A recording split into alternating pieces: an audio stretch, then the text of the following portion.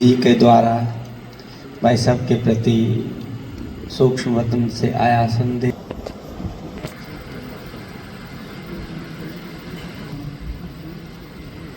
याद कर लेते हुए जब वतन में बाबा ने बुलाया,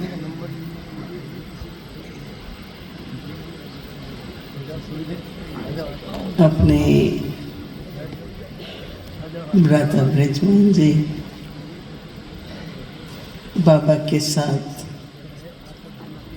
बाबा के एक तरफ खड़े हुए थे।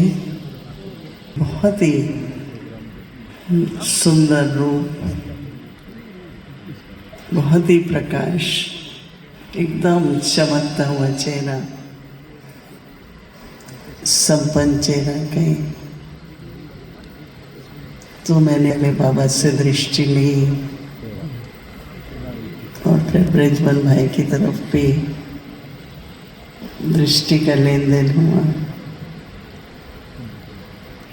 कुछ क्षणों के बाद बाबा ने कहा,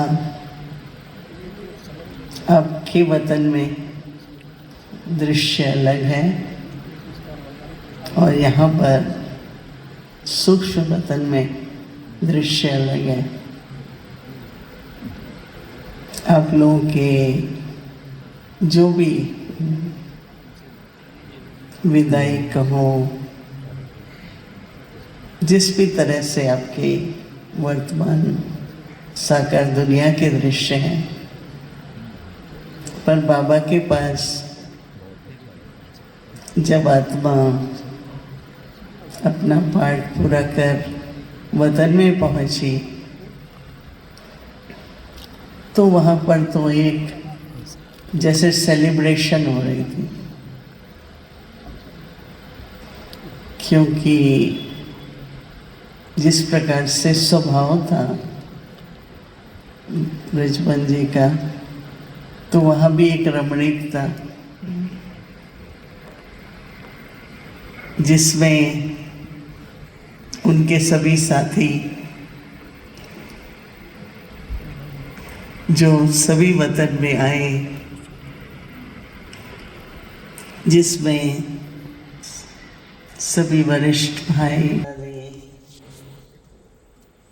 तो वो तो जैसे उस मुलाकात में ही व्यस्त थे, एक एक से मिल रहे थे और जैसे स्वागत हो रहा है, बिल्कुल न्यारा एकदम।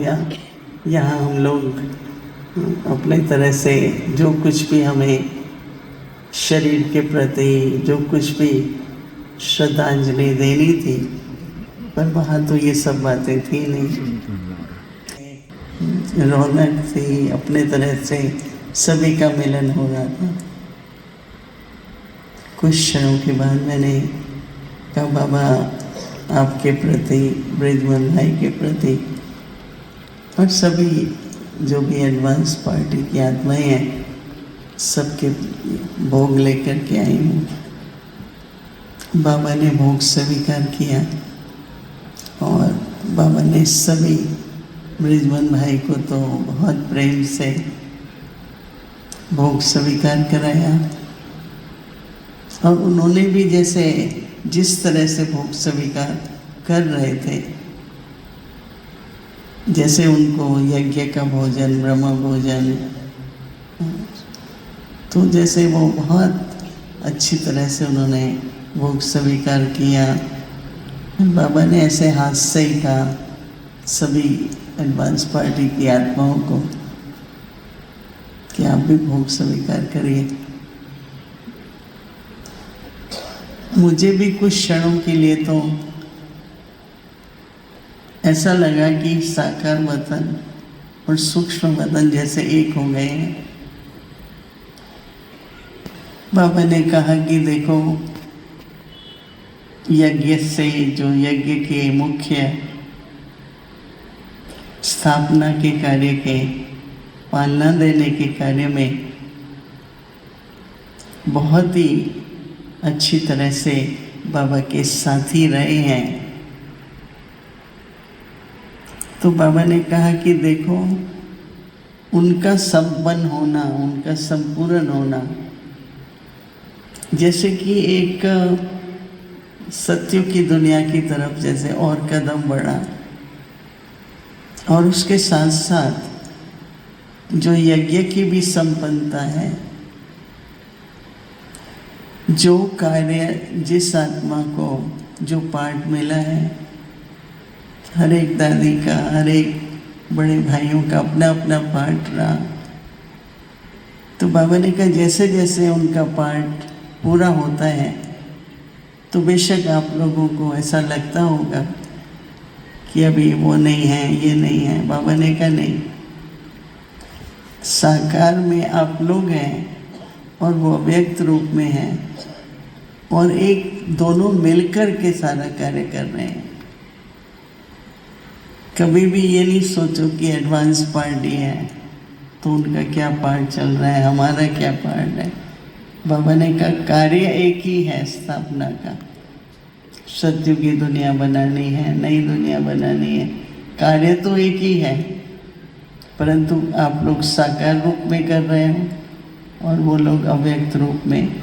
बेशक उनके पास साकार में शरीर होते हुए भी उनका जो कार्य है वो आप लोगों के साथ ही है।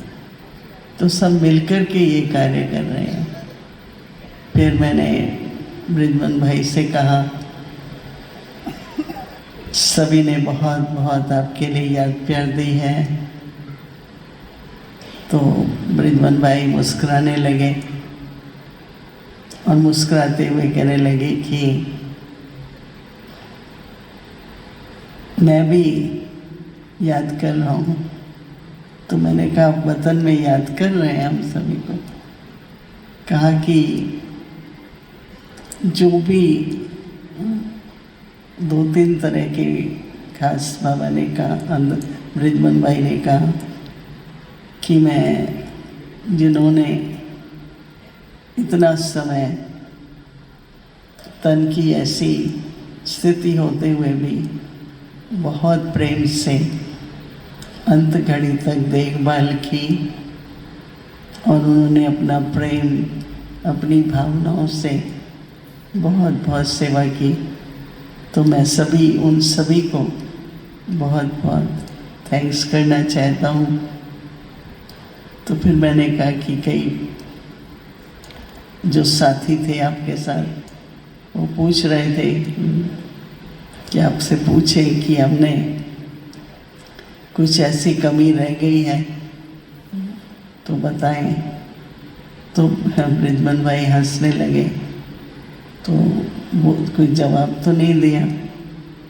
फिर उसके बाद बाबा ने कहा कि हर एक विशेष आत्मा जब अव्यक्त होती है तो कई तरह के कार्य वो साकार रूप में संपन्न नहीं कर पाते, परंतु वो लोग अव्यक्त होकर संपन्न करते हैं। तो संपन्न हुआ नहीं है, मतलब ये सोचना कि ये कार्य तो पूरा नहीं हुआ। तो बाबा ने कहा कि देखो, ब्रिजमन भाई के अंदर एक विशेषता, सर्वविशेषताएं तो थी। जब से वो बाबा के बने उनके मन में एक ही लगन रहती थी, बाबा जो कहते हैं धारणा के रूप से, व्यवहार के रूप से, लेकिन सेवा के लिए भी बाबा की जो भी डायरेक्शन उसको प्रैक्टिकल में लाना। रात दिन उनको यही रहता था, और अपनी साथ साथ तपस्या सेवा का बहुत बैलेंस था। ये नहीं कि वो सेवा में उनकी बुद्धि चलती थी, व्यस्त थे, लेकिन तपस्या पर भी उतना ध्यान था। चाहे वो अमृत वेले, चाहे अपना चार्ट रखना, हर प्रकार से एक तपस्वी मुहूर्त भी थे। तो ये जो उनकी जीवन का संतुलन था, बाबा ने कहा कि वो एक सभी ब्राह्मण कुल में सभी भाई बहनों के लिए विशेष प्रेरणादायक है, एक उदाहरण है कि हम सभी भी तपस्या और सेवा का एक संतुलन जीवन में बनाएं। और बाबा ने कहा कि देखो ब्रिजमोहन जी भाई साहब के लिए बाबा ने कहा कि हर एक का पार्ट ऐसे तो विशेष है, अलौकिक है, अनोखा है, और विशेष पार्ट उनका यही रहता था कि कैसे बाबा को, बाबा की श्रीमत और बाबा की आज्ञाओं के आधार से बाबा को प्रत्यक्ष करें, बाबा की श्रीमत के आधार पर, और बाबा ने जो भी जिस भी प्रकार से जो सेवा दी है उसको संपन्न करना है। तो ऐसे कहते हुए आज तो जैसे वार्तालाप का दिन था, बाबा भी कह रहे थे, ब्रिजमोहन भाई भी कह रहे थे, और फिर जैसे मैंने कहा कि कुछ बाबा आगे इशारा देते हैं, बाबा ने कहा, ऐसे बाबा ने दिखाया कि जैसे एक आत्मा का व्यक्त होना, और इस वर्ष में तो कई आत्माएं, अनन्य आत्माएं व्यक्त हुई हैं। तो बाबा ने कहा ये कोई लॉस नहीं है, मतलब ऐसे नहीं लगे कि अभी हमारे सब चले गए, हम लोग इसको लॉस नहीं समझो, पर इसको कई कदम ऊंचे स्टेप्स ऊपर हुए हैं सभी। तो बाबा ने कहा कि उनका पार्ट बदला, लेकिन आप लोगों का भी पार्ट जो है वो जैसे कि और विशेष और ही बाबा के कार्य में पूरी तरह से लगन से संपन्न होने का है। तो उनका जाना, अव्यक्त होना हम सभी आत्माओं के लिए जैसे आगे बढ़ने के लिए एक साधन भी है। तो हर एक बाबा ने का बच्चा बाबा के इस ईश्वरी परिवार में ऐसा अंदर में दृढ़ संकल्प भी ले कि अभी मुझे और आगे आगे कदम बढ़ा के हर एक को संपन्न बनना है, संपूर्ण बनना है। और बाबा क्या कह रहे हैं, क्या चाहते हैं, हमें क्या करना है, इन तीनों बातों पर ध्यान देते हुए अपनी स्थिति को भी संपूर्ण, संपन्न और अव्यक्त बनाते चलो। तो आज तो लग रहा था कि हम सभी साकार वतन और सूक्ष्म वतन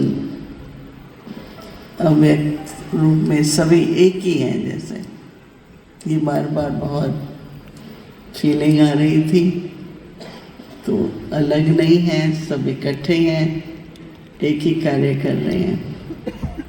फिर अंत में फिर से बाबा ने भी याद प्यार दी, और साथ में ब्रिजमोहन भाई ने भी सभी के प्रति याद प्यार देते हुए बहुत कहा।